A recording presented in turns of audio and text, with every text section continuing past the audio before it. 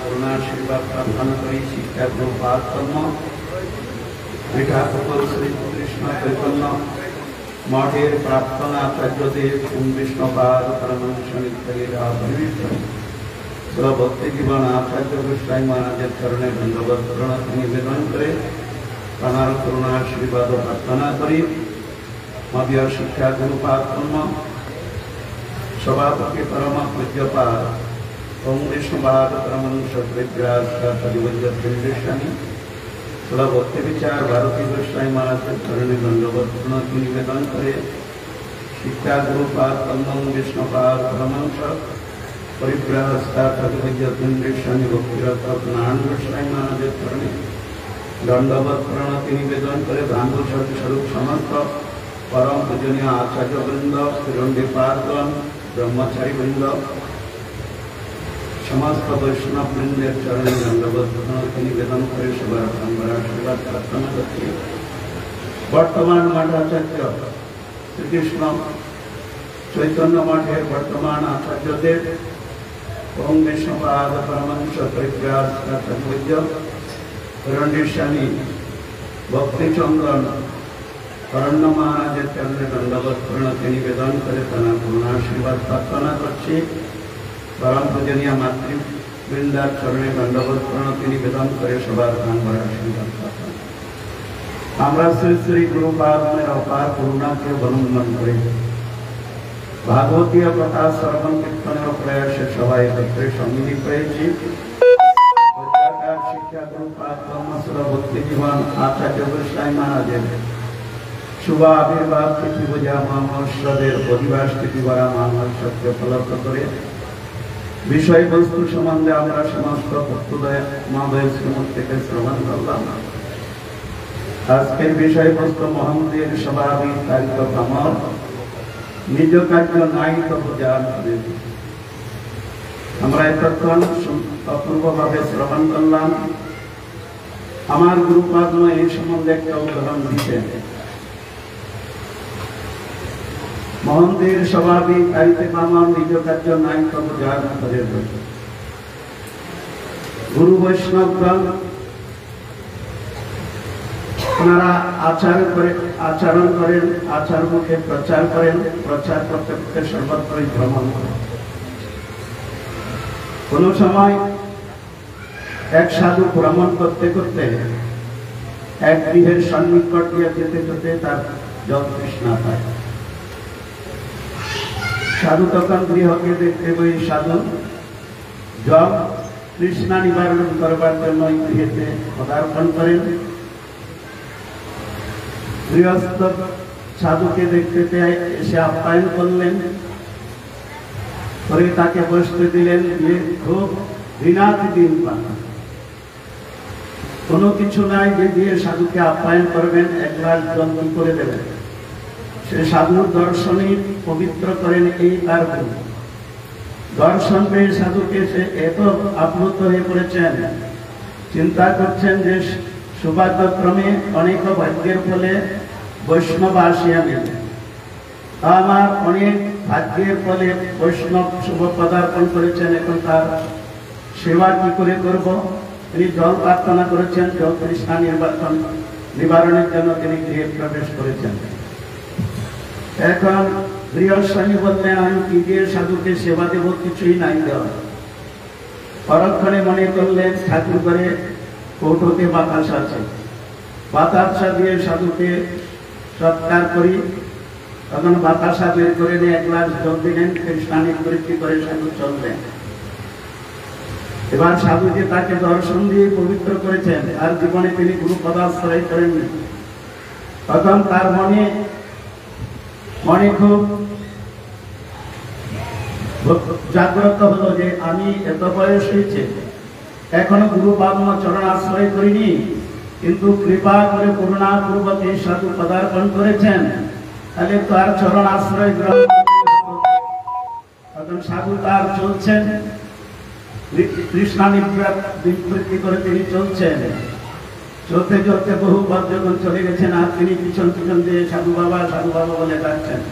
সাধু তৃপ্ত হয়ে দাঁড়িয়ে পড়েছেন। আর বলবেন না, আপনি এসেছেন, বহু স্বীকৃতির বলে আমার এই অন্ধকূপ সদৃশ আমার পদার্পণ করেছে, কিন্তু আমি আমার জীবনে গুরুকরণ করিনি অদ্যাবধি পর্যন্ত। জীবন তো চলে যাচ্ছে নদীর স্রোতের মতো।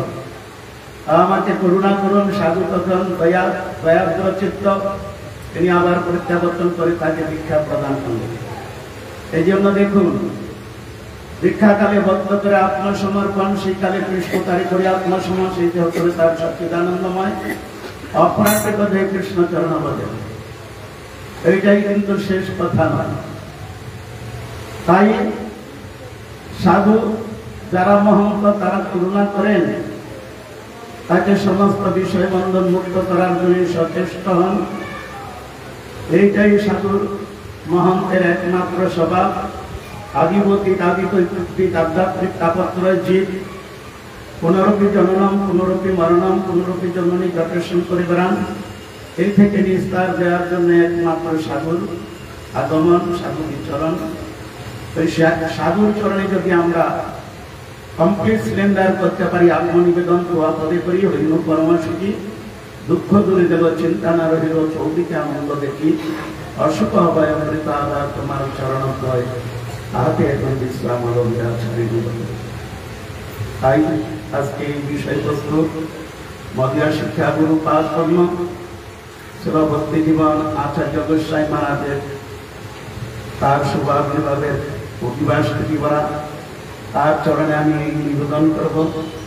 তিনি আমাকে যেরকম স্নেহটি করতেন, তিনি আমাকে করুণা আশীর্বাদ করুন, যাতে আমি সাধুগুরু কৃপা লাভ করে তাদের সেবা করে জীবন অতিবাহিত করতে পারি। এই বলে আমার প্রসঙ্গ এখানে বিশ্রাম রাখলাম।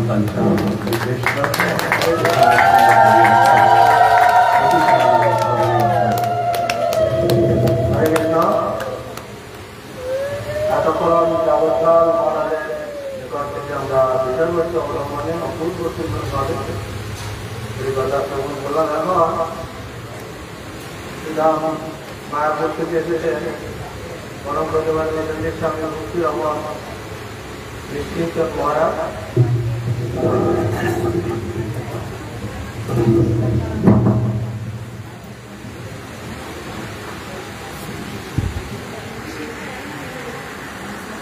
ओम अध्यात्मिरामस्य जनार्दन शलाकया चक्षुर्निमित्तं जेन तस्मै श्रीगुरवे नमः।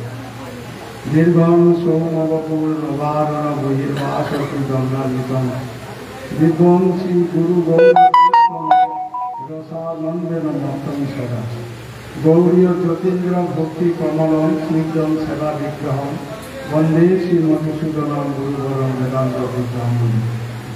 वाञ्छाकल्पतरुभ्यश्च कृपा सिन्धुभ्येव पतितानां पावनेभ्यो वैष्णवेभ्यो श्री कृष्ण चैतन्य प्रभु नित्यानंद श्री अद्वैत गदाधर शिवासादि श्री गौर भक्तवृंद। हरे कृष्ण कृष्ण कृष्ण हरे हरे, हरे राम राम राम हरे।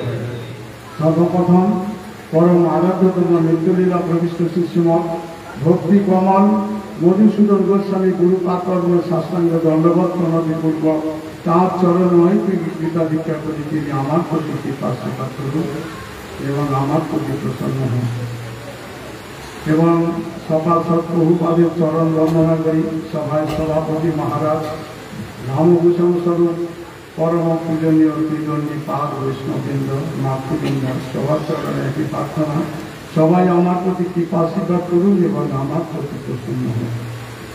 আমরা এখানে উপস্থিত হয়েছি আমাদের শ্রীকৃষ্ণ চৈতন্য মঠের প্রাক্তন আচার্যদেব পরম পূজনীয় নিত্যলীলা পরিষ্ট শিশুমঠ ভক্তি জীবন আচার্য গোস্বামী মহারাজের আবির্ভাবের অধিবাস তিথি।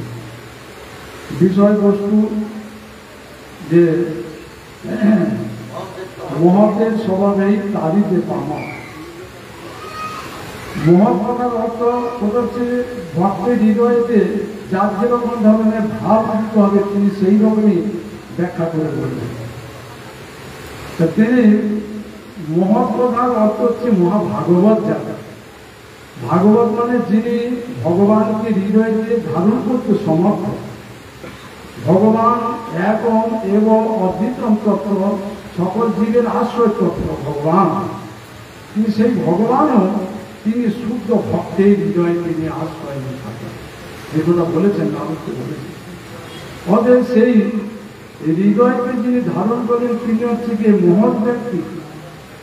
সেই মহৎ ব্যক্তির কাজ হচ্ছে বৈকুণ্ঠ ধামের যে বার্তা এই জগতে পৌঁছে দেয়, পতির জীবকে কৃপা করা। পতির মধ্যে যে জীব আপনাকে তটস্থ শক্তি বলে, ভগবানের তটস্থ শক্তি জীবাত্মা।